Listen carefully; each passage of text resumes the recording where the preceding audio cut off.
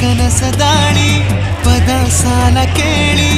ಹಾಡಬೇಕೆ ಲಾಲಿ ನಗುವಿನ ಚಾಟಿ ಏಟ ತಡೆಯಲಿ ಹೇಗೆ ನನ್ನ